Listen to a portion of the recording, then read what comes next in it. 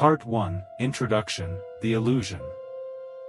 We measure our lives in seconds, minutes, hours, days that stretch into years. We wear this measurement on our wrists, check it on our phones, organize our existence around it. But what if I told you that time, that fundamental anchor of human consciousness, doesn't actually exist the way you think it does? What if the hours slipping through your fingers, the years you can't quite remember, the moments that feel like they lasted forever but somehow vanished in an instant, what if all of it reveals something disturbing about how your brain actually works? Time is perhaps the greatest illusion ever constructed by human consciousness. It's not out there, ticking away independently. It's in here. Inside your skull. Inside the 3 pounds of biological matter that perceives, interprets, and ultimately creates time itself. And sometimes, your brain forgets how to create it at all. We spend our entire lives believing we are prisoners of time. But the truth is far more unsettling. Time is a prisoner of consciousness. It lives and dies by the rules of your mind. And when your mind begins to fail, when attention fractures, when focus collapses, when the architecture of consciousness crumbles, time collapses with it. This is the story of what happens when your brain forgets time. When the mechanisms that hold together your sense of duration, sequence, and meaning begin to unravel. It's a descent.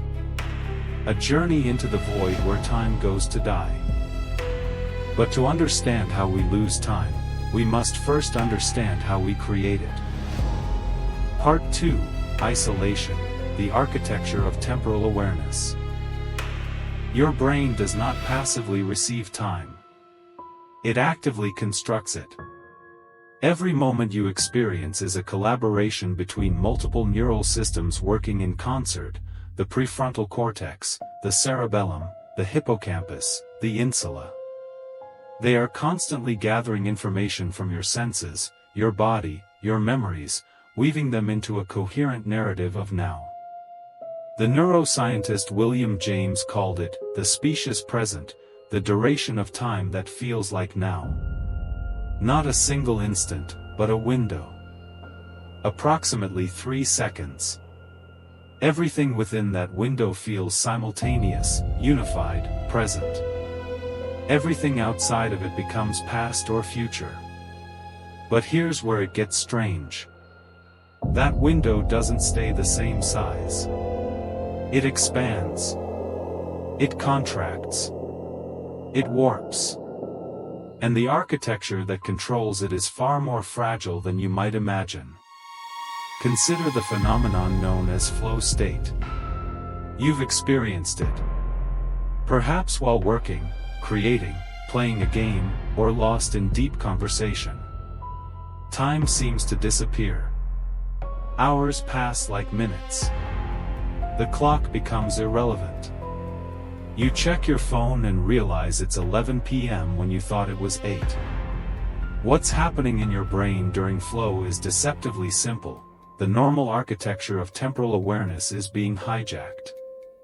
Your prefrontal cortex, the region responsible for planning, self-awareness, and time estimation, becomes so absorbed in the task at hand that it stops monitoring duration. It stops counting. It stops creating time. In a very real sense, flow state is a temporary death of temporal consciousness. You don't experience time passing because the neural machinery that creates that experience has been repurposed. It's been stolen. Recruited into the service of the present moment. But flow state is controlled. It's voluntary. You can emerge from it. You can look at the clock and suddenly remember that time exists. What happens when you can't? What happens when the systems that regulate this dissolution of time begin to malfunction? Imagine, for a moment, that you're suffering from severe attention deficit. ADHD. The prefrontal cortex, that master controller of temporal awareness, is chronically understimulated. Dopamine is insufficient. The neural signals are weak. What does this feel like? It feels like drowning in the present. Like being locked in a perpetual now with no gateway to the future. You can't plan. You can't anticipate consequences. You can't feel the weight of time passing because the machinery that normally creates that weight is offline. These patients report a strange phenomenon. Time doesn't feel like it's passing. It feels like it's happening. Everything is immediate. Urgent. The past is vague. The future is incomprehensible.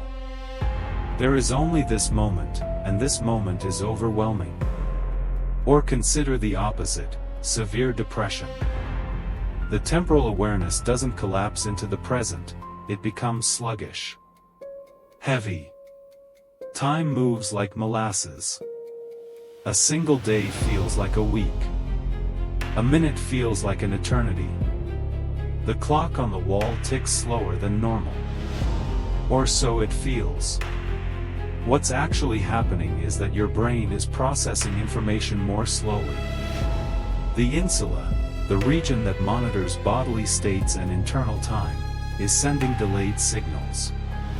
Your sense of duration is stretched because the underlying neural processes have decelerated. You are not experiencing more time. You are experiencing time in slow motion. Both conditions, ADHD and depression, are forms of temporal distortion. The machinery of time perception has been isolated from its normal functioning. It's been separated. And in that separation, the very concept of duration becomes unreliable. But these are chronic conditions. These are the baseline states for certain individuals. What we're investigating here goes deeper. What we're investigating is the active collapse of temporal awareness. The moment-by-moment dissolution of time itself. Part 3, Collapse, the fragmentation of now. There is a phenomenon that neuroscientists call temporal disintegration. It's what happens when the neural systems responsible for constructing time begin to fail, not gradually, not chronically, but acutely. Suddenly. All at once. It occurs in several conditions. In the early stages of neurodegenerative diseases like Alzheimer's. In severe dissociative disorders. In certain types of brain injury. In extreme stress or trauma. And in the final stages of dementia, where the architecture of consciousness itself begins to crumble. Imagine that you are a patient with early-onset Alzheimer's disease.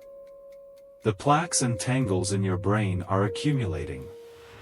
The neural networks that hold memories are being destroyed. But what you experience first is not dramatic memory loss. What you experience first is temporal confusion. You lose the ability to sequence events. To understand which came first. You know you had breakfast, but was it this morning? Yesterday? A week ago? The memories themselves might still be there, but they're untethered from time. They float in a kind of eternal present, unmoored from the timeline that normally organizes them.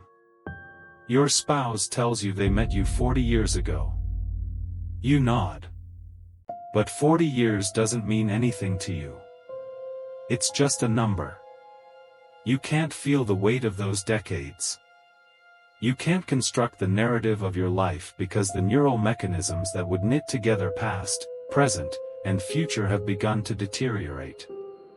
The present moment, that 3-second window of now that normally feels unified and whole, begins to fragment. You experience temporal stuttering. The present doesn't feel like a smooth continuity. It feels like a series of disconnected snapshots. Each one feels immediate, fresh, real. But they don't connect to one another. They don't flow. It's as if someone took a film and cut it into frames, then projected those frames in random order, occasionally stopping the projection, occasionally rewinding, occasionally fast-forwarding. You're not watching a coherent narrative. You're watching discontinuous images. And yet, to you, it all feels like now. But here's what's truly disturbing. In the early stages of this temporal collapse, you might not notice it. Your consciousness, that strange, mysterious phenomenon, is so adaptive, so desperate to create meaning and continuity, that it confabulates. It fills in the gaps. It creates false memories. It constructs narratives that don't exist. You tell yourself a story about how you got to this room, even though you have no memory of walking here. Your brain generates that memory. Instantaneously. Completely. And you believe it. You are essentially hallucinating your own past in order to maintain the illusion that you exist in continuous time. This is dissociation taken to its logical extreme. This is consciousness eating itself from the inside out. This is what happens when the neural machinery that creates time begins to fail so completely that the mind itself becomes unreliable. Neuroscientist Thomas Nagel wrote about the subjective nature of experience, what he called, what it is like to be something. What is it like to be a human experiencing the collapse of temporal awareness? What is it like when the primary organizing principle of consciousness, the sense that events flow from past to present to future, begins to disintegrate? It's like losing gravity. You've been standing on solid ground your entire life. You've relied on gravity to keep you anchored. And then, one day, you feel it slipping. You feel yourself beginning to float. And you realize that everything you've built, your sense of self, your sense of narrative, your sense of identity, was constructed on the assumption that gravity would always be there. It was constructed on the assumption that time would always flow. Part 4, The Void, Where Time Dies. There exists a state of consciousness that we don't talk about much. Not because it's rare, but because it's terrifying. It's called temporal vacancy. The experience of timelessness. It occurs in various contexts. In deep meditation, where practitioners report the complete dissolution of time. In extreme dissociative episodes, where individuals feel disconnected from the stream of consciousness entirely. In the moments before death, where patients report a sensation of eternal stillness. And in severe cases of dementia, where the person is no longer constructing a continuous timeline at all. What is it like to exist without time? Philosophically, it sounds peaceful. Zen. A liberation from the tyranny of temporal succession. But neurologically, it's a catastrophe. It's a state in which the fundamental organizing principle of consciousness has ceased to function. Think about this. Almost everything you call you, your personality, your memories, your sense of identity, depends on time. You are not a static entity. You are a narrative. You are a story that your brain tells itself, a story that moves through time, a story with causality and sequence and meaning. Remove time from that equation, and what remains? There was a famous case study in neurology. A patient with severe amnesia, a man referred to only as patient KC. He had suffered a motorcycle accident that damaged his temporal lobes and other regions of his brain. The result was complete inability to form new memories. Complete temporal disorientation. But something more profound had happened. He had lost the ability to experience his own life as a coherent narrative. He couldn't remember his past. He couldn't anticipate his future. He existed in an eternal, fragmented present. When asked about his future, he reported absolute blankness. Not fear. Not anxiety. Blankness. The concept of a future self was incomprehensible to him. His mother described the experience as haunting. He would greet her each day as if meeting her for the first time. He would tell the same jokes, have the same conversations, express the same emotions, over and over and over again. Not because he was trapped in a loop consciously, but because, to him, it was all happening for the first time. He existed in a state of permanent now. And in that permanent now, there was no continuity. There was no meaning. There was no self. This is the void. This is where time goes to die. Not in some metaphorical sense, but in a literal, neurological sense. The brain stops constructing duration. Causality ceases. The present moment explodes into infinite disconnected nows. And in that moment, or rather, in those infinite moments that can never be unified into a single moment, something essential about human consciousness vanishes. But there's something even more disturbing lurking beneath this. Recent neuroscience has suggested that our entire sense of time might be a kind of hallucination. A useful hallucination, yes. An adaptive one. But a hallucination nonetheless. Your brain, at every moment, is receiving sensory data. But that data takes time to process. By the time your consciousness experiences something, it has already happened. There's a neural lag, tens of milliseconds. Your brain compensates for this by predicting. By building a model of the world slightly ahead of what's actually occurring. You're not experiencing the present. You're experiencing a carefully constructed simulation of the present. A present that your brain has inferred. Time, then, is not something you experience. Time is something your brain invents. And when the brain can no longer invent time, when the predictive machinery fails, you don't experience timelessness as peace. You experience it as absence. As void. As death. Some philosophers have argued that without time, consciousness cannot exist at all. That consciousness is time. That the two are inseparable. That the flow of subjective experience from moment to moment is the very definition of what it means to be conscious. If that's true, then temporal collapse isn't just the loss of time perception. It's the collapse of consciousness itself.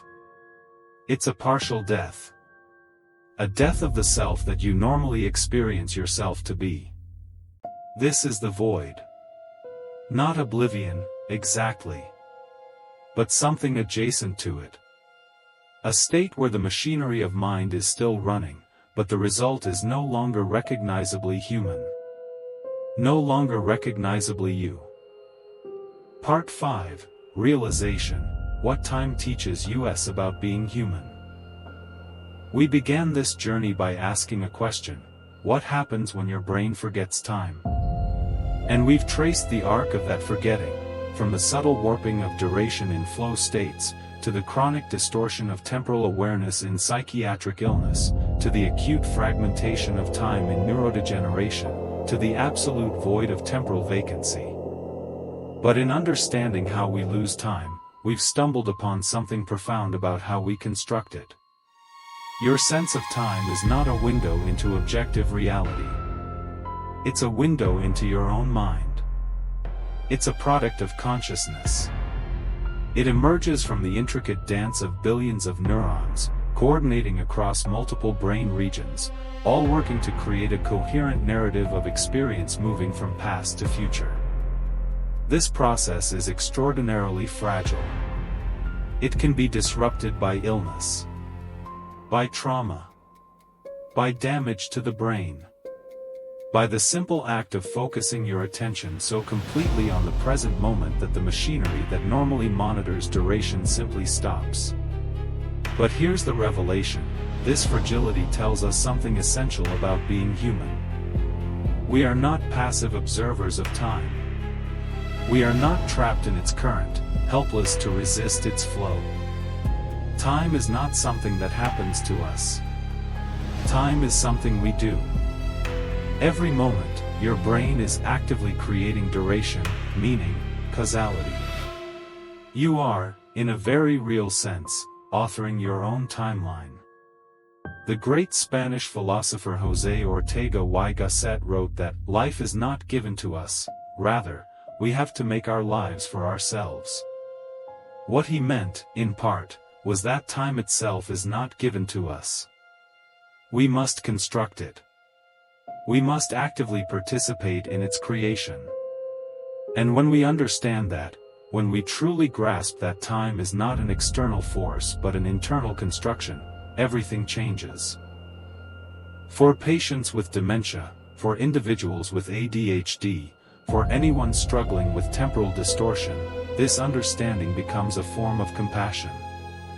Their experience is not a failure to perceive reality correctly. It's a failure of the neural machinery that normally creates the story of self moving through time.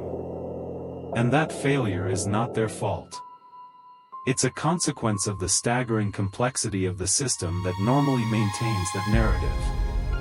But for those of us whose temporal machinery is still largely intact, this understanding should inspire something else: gratitude, perhaps.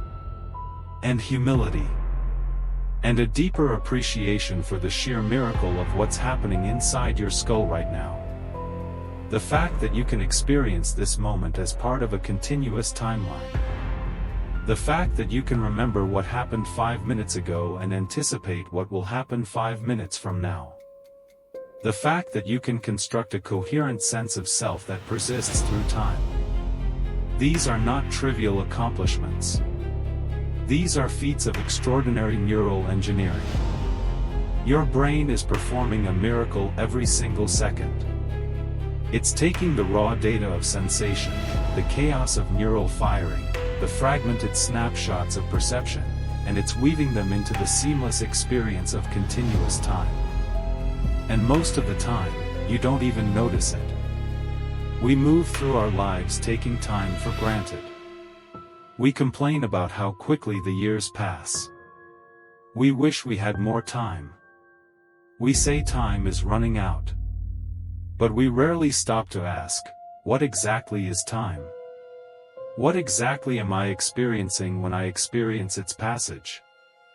And perhaps that's the deepest realization of all. Final meditation. We began by saying that time is perhaps the greatest illusion constructed by human consciousness. But illusion doesn't mean false. It doesn't mean worthless. Some illusions are profoundly true. Time may be a construction of your brain, but it's a construction that allows you to be you. It's a construction that gives your life narrative, meaning, and continuity. It's a construction that makes it possible for you to love, to remember, to anticipate, to hope. When we study what happens when that construction fails, when we witness the temporal collapse that comes with dementia, with dissociation, with severe illness, we're not just seeing a breakdown of perception. We're seeing a glimpse of what it would mean to lose the very thing that makes you yourself. Time, it turns out, is not just a dimension of existence. Time is the dimension of existence. It's the thread that holds together the tapestry of consciousness. It's what converts the chaos of neural activity into the coherent experience of being alive. Your brain forgets time only when it forgets how to be itself. And in that forgetting, we see with terrible clarity how precious that gift actually is. Every moment. Every single moment that flows from your past into your future. Every instant in which you experience yourself as a continuous being moving through time. That's not a given. That's a miracle. That's your brain, working in ways we're only beginning to understand, constructing the very timeline in which your life unfolds. And until it fails, we rarely notice. Time fade. But curiosity remains. If this story moved you, subscribe, and stay with us in the silence between seconds.